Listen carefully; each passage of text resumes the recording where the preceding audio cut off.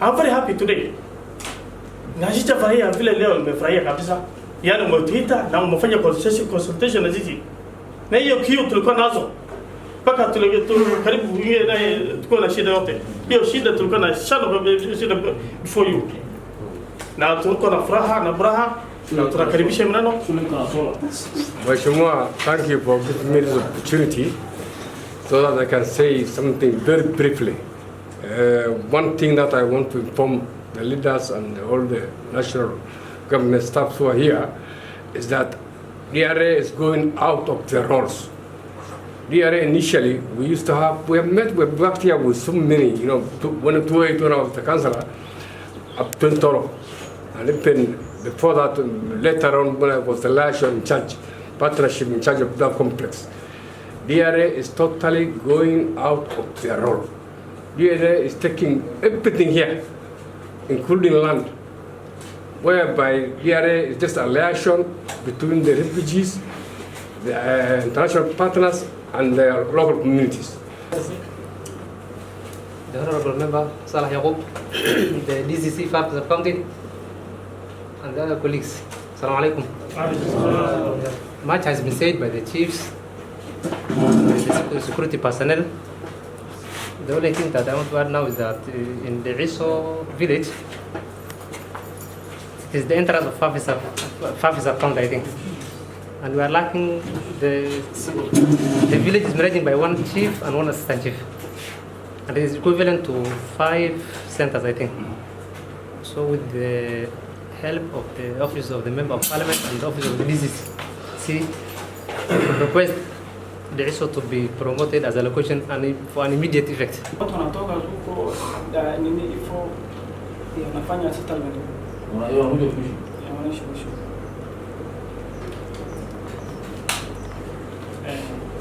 Another issue that we have. Locals from. It's not our locals. They are not in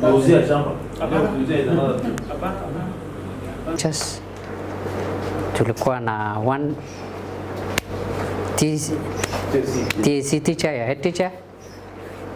Sasa tulikuwa tumeteta sana, tumepatiwa juzi another teacher. Yes, TC. So you have 2?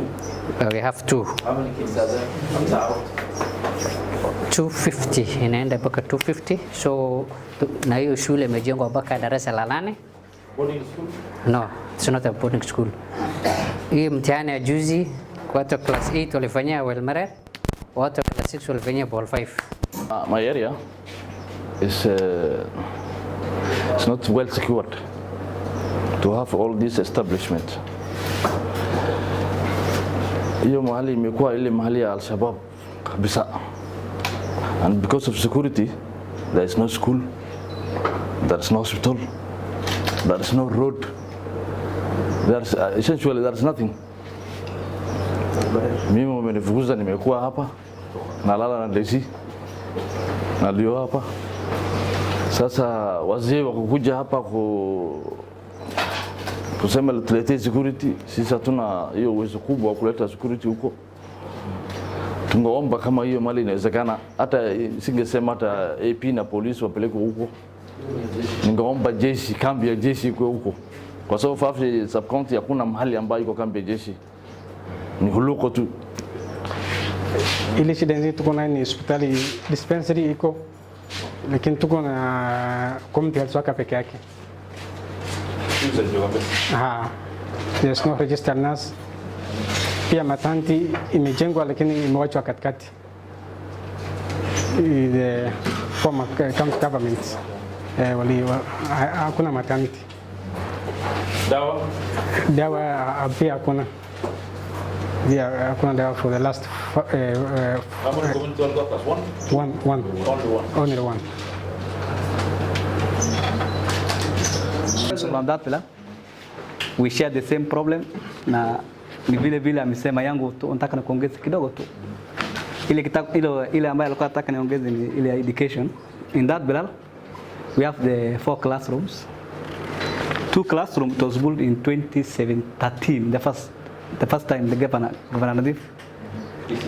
Then in 2017, then wametuongeza the 2 other classrooms. 2017, that school I was posted as an ECD teacher that time. Nadif. In 2017 October, immediately after Governor Ali was elected, then alifutwa all the teachers ambaye alikuwa that time. I was among of the teachers ambaye alikuwa sacked that time. So since 2017 until now, that school is closed. Education is very low in our place. From the time Al-Shabaab has invaded us, 10 years down the line, we have only 1 TSC teacher in every, and we have 5 primary schools. There is a primary school, the Dere Primary School, Harbol Primary School, FAFI Primary School, and Mahmoud Primary School. All these are registered primary schools. Up to class 8, class 6? Or? Since Al-Shabaab raided us, the children are even class. I think the CBC, current CBC, they did it in Hagadera. They did it in Hagadera. All those 4 schools, have they structures for up to class 8? Yes. Malhamrub has got up to standard 8. Fafi Center is a boarding school. I know. And that boarding is not even functioning. How many kids are there? Children are so many, there are 200. 200 kids? Yeah. In some places, they are more than that. How many teachers? Fafi Center? Fafi Center, 1 teacher. And 1 PTA teacher. Just like the other meeting I had on Tuesday at Bura East, the first time we met, just knowing each other and making sure that every HOD is there, getting the gaps, who is missing, who's not missing, and maybe give you a clear vision of what we want to do. Today is specifically for 3 agendas. You can see we call for a specific group. The first agenda is, other than knowing each other, I call specifically for every location and sub-location so that I can get the intrigues, challenges. I wish the MCA was supposed to be here. Jilalu, he's around. He's coming, eh? Yeah, I talked to him. Okay. Yeah, I talked to him in the morning because the other one, even the MCAs were there. So we wanted to get the challenges we are facing as a sub-location, as a location, problems, so that we can get the first-hand information on. One is the problems us ourselves we know, and others may be the ones we feel that you guys have. You understand of English? Yes. Should I be speaking Swahili Mokwala? English is fine, Soma? English is fine. So we wanted to know the challenges in your sub-location, give us the problems you are facing, so that at least we go back here with the knowledge that a specific sub-location, that Belal has A, B, C, D, so that we see what we can attend to and what we cannot attend to. So that coming in the next 5 years, at least we have tackled some of the issues. These issues can either be raised by the MB himself, the MCA, the chiefs, and the community. So of course we'll be going around to the community and getting the information. But we also want, before we go to the community, we want to get the infos from you guys. And my target is education and registration of persons. Those are the 2 main things. So mine is, I want to open the floor to you guys and not the HODs, so that even themselves can hear. We listen to the chiefs. You tell me more about your location, give me infos, the challenges you're facing as a person, as a community in your area, so that we can attend to. So that's why I call the MCA also, so that he can get the info, so that he sees what we can get from the county government.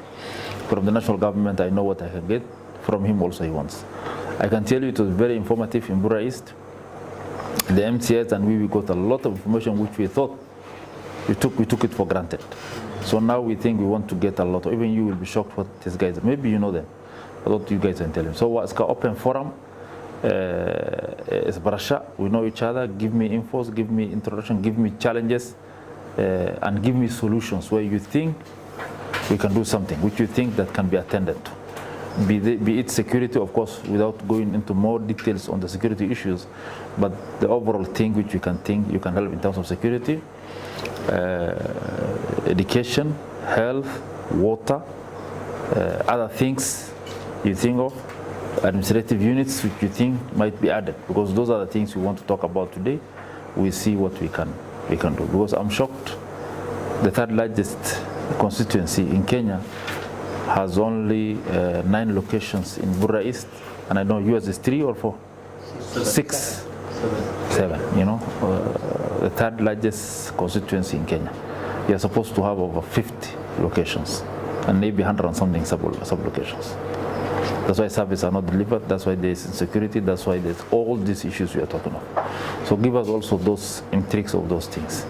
But mine is just to open the forum for you so that you can do. The second thing is, other than what you say, I want to give you my vision on what we want to do in education sector. Come January, there's some programs you want to do. So those programs involves you as a chief and of course the director of education. So we want to give plus the district administrative unit. So there's something we want to do together, and we want all of us to be in the same boat so that nobody is left behind and everybody is ready for that programs. Come January. The other thing is, of course, also the Kipande issue, registration of persons. There's also a program we want to do. It involves you, the chiefs. So come January, we want to do ABCD indication. We want to do ABCD in registration of persons. So when we tell you, we have to give an order on this together with the CDF team, because the money we are going to use comes from the CDF. So I want them also, the chairman here, secretary general here, so that they can hear and you know what to expect from CDF kit. He knows what to expect from CDF kit. Come January, so that you can roll out the programs, so that you are not shocked when we say ABCD. So those are the second agenda, both education. The first agenda is talk and give us your mind, and so that even he himself can hear, the education department can hear. Noor will be coming, he hears about the water development. It's an open forum, we talk. This is how we are going to conduct these 5 years. Shantan sana, it will going to be a talk. You will not hear mtu anakuja tu kwako anaanza kujenga class 2. Si ndio? Sisi tunamaga tu smiti pale, contractor ametoka Garissa, alafu unaanza kumzekusu anakuja kunipigia simu anasema nimaka tumehamia madam. So we want you to know we are going to do 2 classrooms in Dashui, so that you have that in your program. Okay? We want to do ABCD. So we want to be talking, we'll be meeting frequently, and that's the only way we can keep these guys here. Otherwise, if I am not coming and there's no meetings, he will not be coming here. The slightest opportunity akipata ako nyumbani. Mine is, I want to put more emphasis on education and the general administration, the governance takes place in terms of administration, all those whatever. And as I said before, it's a matter of consultation. You know, the kit I have is called CDF. We also have, we're blessed now with World Bank, where there's approximately now remaining 400 million for us, up from now to April. And then maybe we'll sit. Then the second phase of that, 5 more years, depending on what probably we are going to get. 5 more years, again, 1.2, 1.3. We expect also Balabala to be included. We are fighting for Balabala to be included in that program, so the pressure can ease from us. And even maybe township, I don't know, but we are putting more emphasis on Balabala from our side. When it comes to, when I was campaigning, I had a lot of things that I will say I will do. Some of them may not be achievable, some may be achievable. But I'll just talk of what is achievable with me, which I think I can do.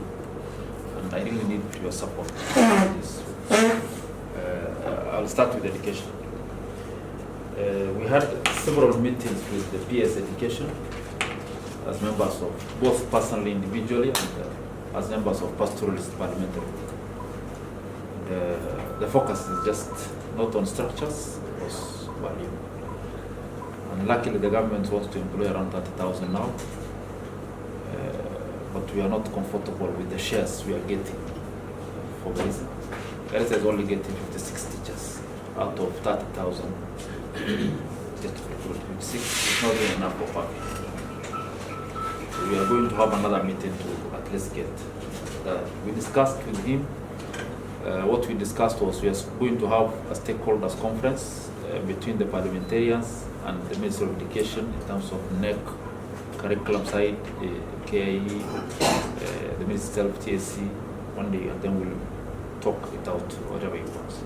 So one of our proposals we proposed is UT teachers to be recruited, paid by the national government. That when you finish Form 4, we take to Hon.Hangool, you are paid as a UT teachers until the time the government sends somebody. The other thing we proposed was on admission to teaching colleges, special consideration quota system to the pastoralist community. We said we want D+, they say it's still C, but class acceptance. There's still discussion on that. We hope that it's going to be broken and something to be done about that. But in the meantime, there are steps which we want to do.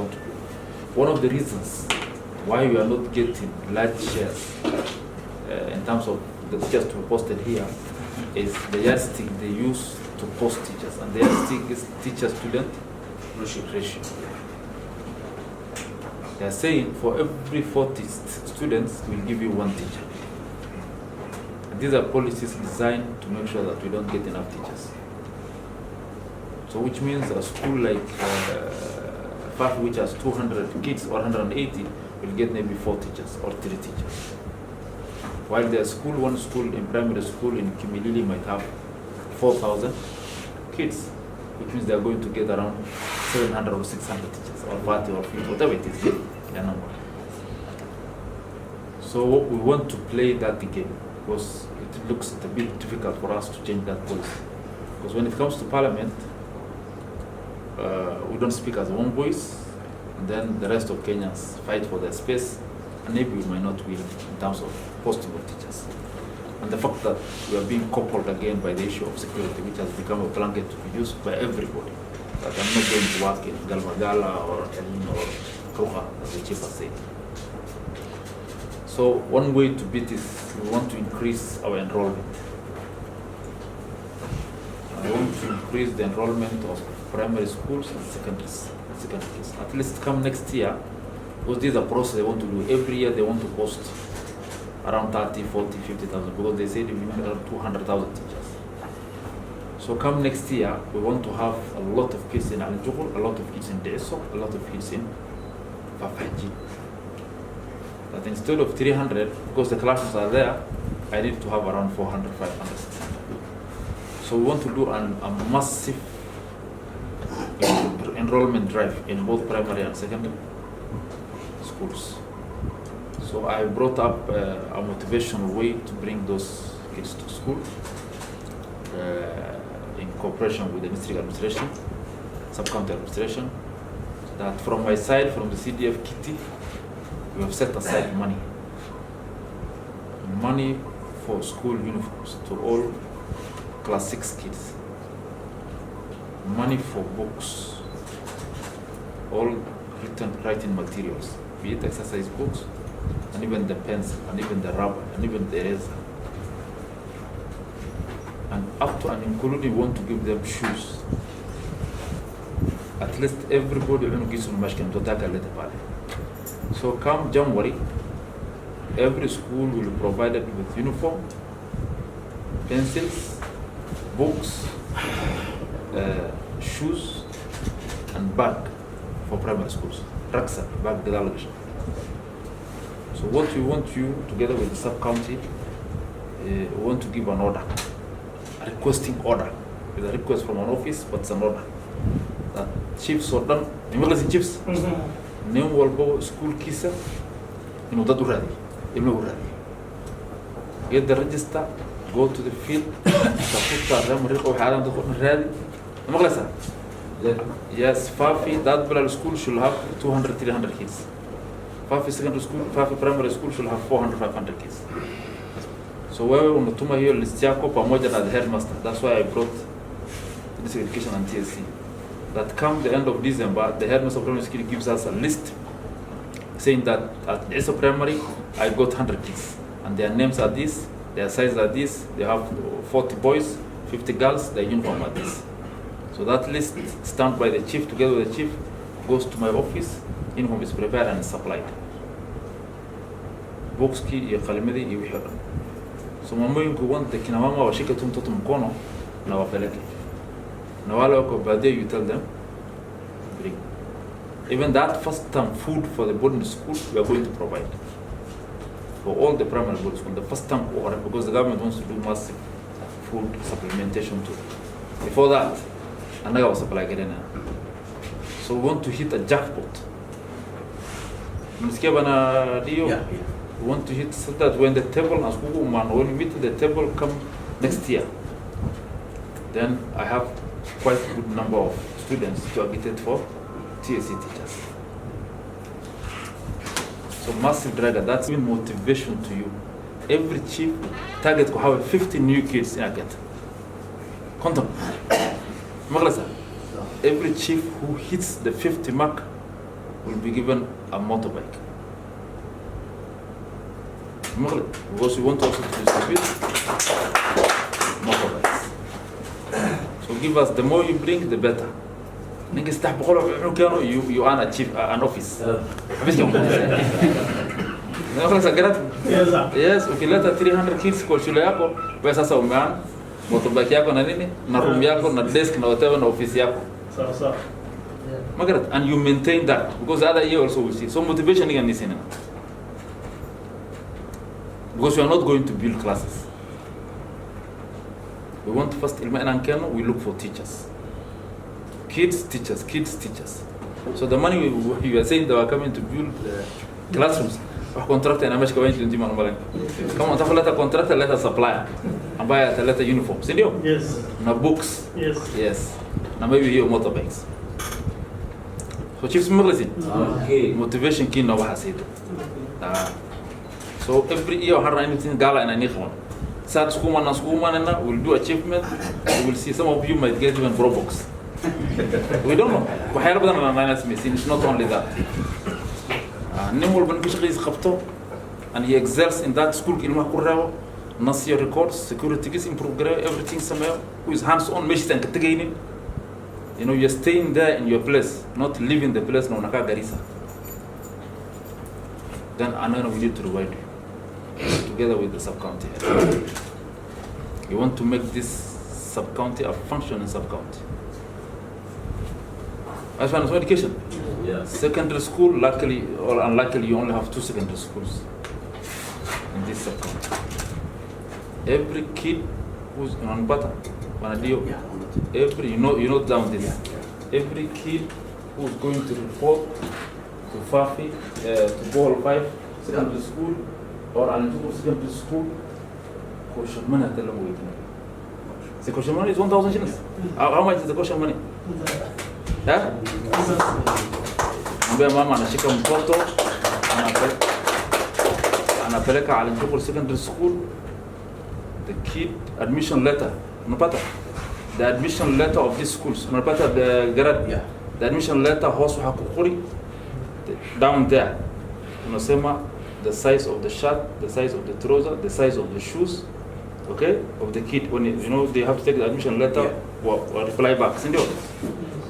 When they're replying back the offer letter, the size of the clothes of the kid, waist ningapi, length ningapi, and all those things, and shoes and whatever, and then sanduku atapewa, mattress atapewa, bedsheet atapewa. The books unatuandikia, the kind of exercise books they need on that. No caution money, nothing. Unashika mtoto mkono na unapeleka. Wacha mambo ya fees, no caution money for 4 months.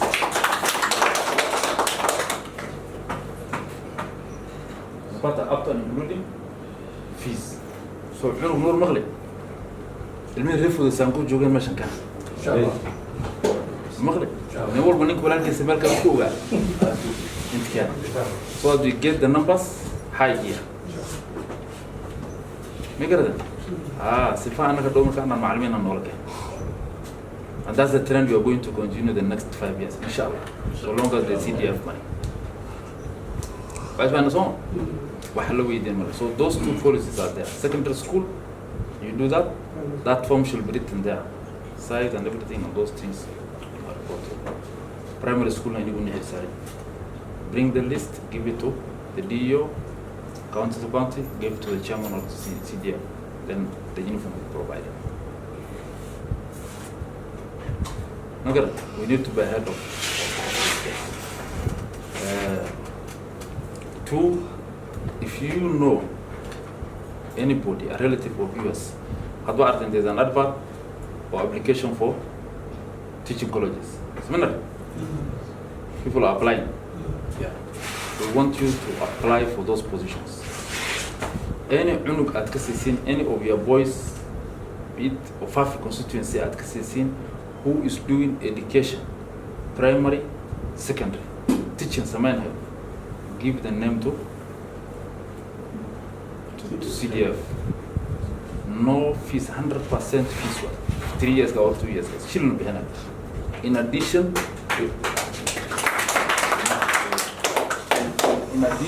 we are going to give them pocket money. On condition, when they close the college, he comes and teach. Extra coach in Usman, the school, he goes to the CDF office, where on the sign Barua, you say he was in. Primary school this whole day, I'll come to class 8. Well, I'll go parents. And I put pocket money 10,000, 20. I'll school, measure college connect. Come on, some Goris, maybe to Nampatia 20,000. Come on, some Garissa, maybe an 10,000. Whenever he comes, the same with secondary school. Like in Melissa, he comes, whole day he comes and teaches or board. So look for family relatives. While on a Kabalambala, while on a Kawak. I'm teaching, but they are registered in. So forms I did, those forms are police. All our secondary school goers in the 5, 6 secondary schools in FAFI, there is a form, Basel form by Jiri, Murdo will advertise. You take the form, in that form, I have a lot of details. Idiako, there's a place for the chief to sign. Place for DO to sign or TSC. So those forms are nobody is going to pay fees. Unless we know how would you know because we want to keep our kids here. So that is the policy we want to do. The money is there. So come January, that's why I'm going around. Schools will be open. Primary in the area, secondary in the area, forms Khara, Kua Adayan Collegiana, or Malibintana. There are school of Ada, Akin. So Diaro. We have California because I did his secondary school, Jamaat Hadigana Soda, who's doing nursing, radiography, physiotherapy, all those things, fees will be cleared. If you know somebody who has C+ and above, who can do medicine in Kampala, lower the head gear admission can allow him fees.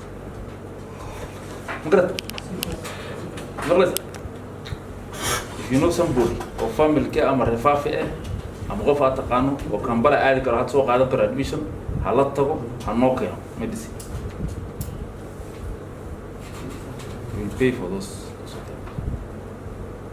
So we want to do a lot of investment on education. I might not be building structures, but investing on the person, that's what we are going to do.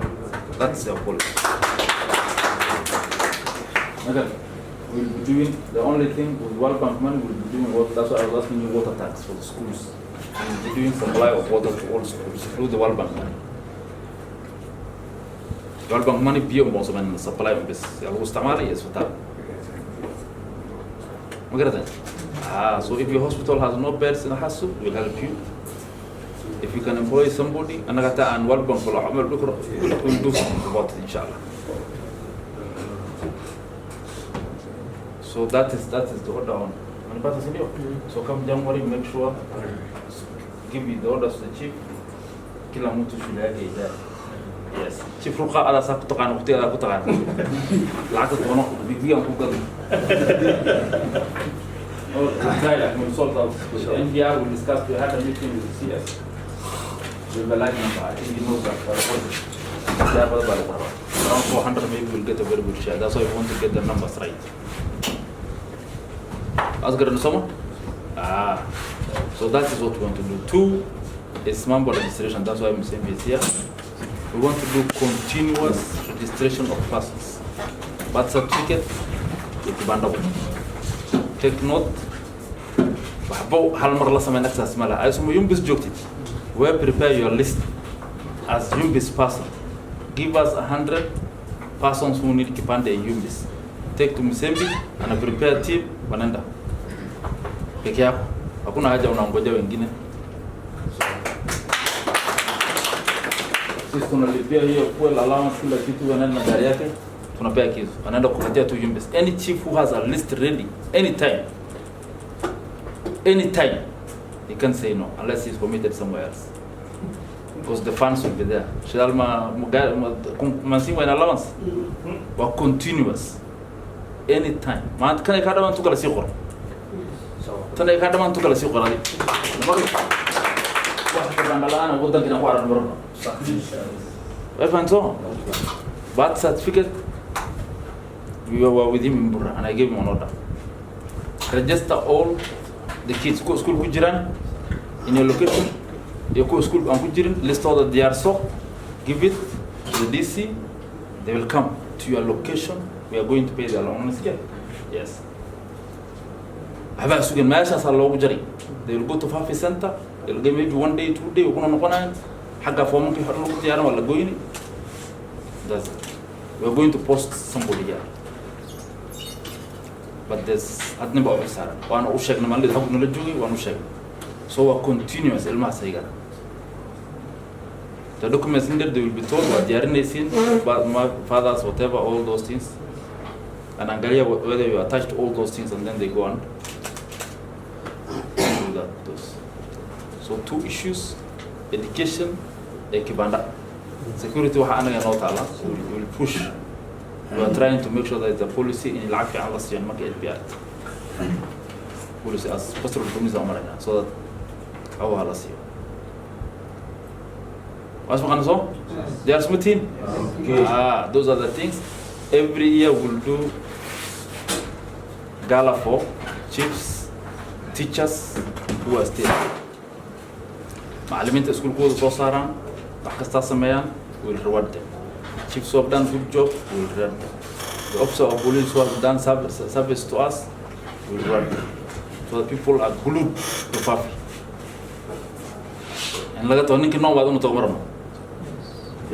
And anybody who comes from Limuru and comes to post it here, we don't want him to go. We want him to go, he calls others to come. That's why I know.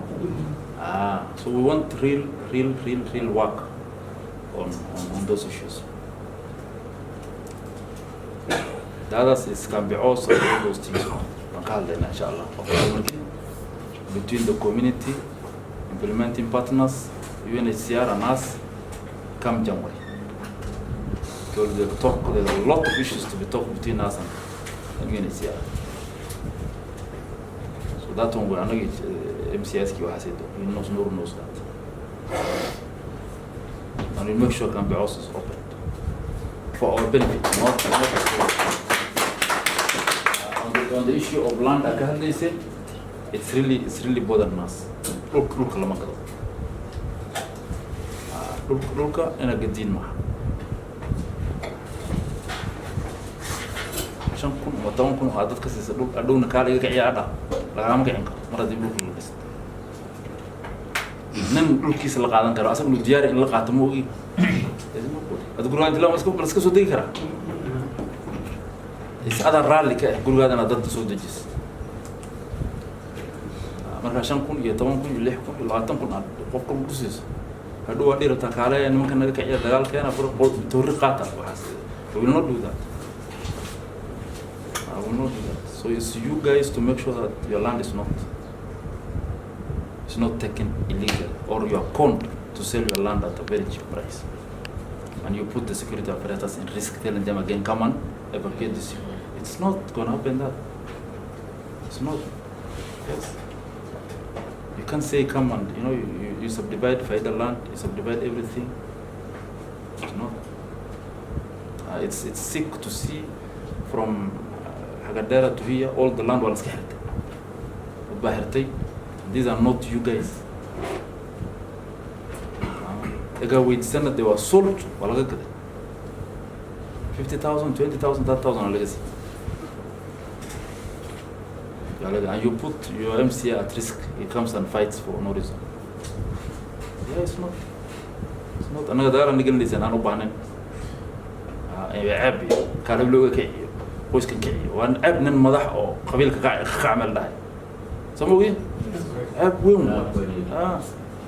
نن ما حول حكى أمس مش لي قبل لوجا جورة مش ده وعيب وحس. ما عيب أنا قلنا لسه أنا. So ini kalau rakyat dulu keadilan tadi. Qadiyad ilmaha anak firi. Wis ahan maka u hadal. Anak dulu ko ana wala tagay. Wiyan noga tagan somo. Wax kale noga tagay mara. Dadka dulu kan furto waxay noga tagan aan ka ahan dhulma. Asuu raacay xoolo noga ma xoolo ma qadina. Xoolo meesha daaqayan kati.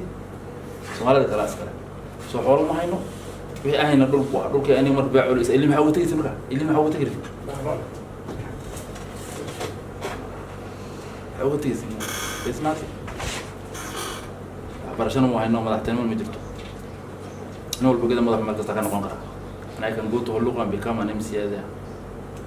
I can go to Wajar West and become an MP. It's only money. Madaxteen ma maclag.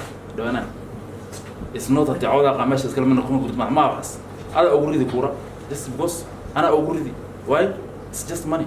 Leadership is just these days money. So the only thing you have is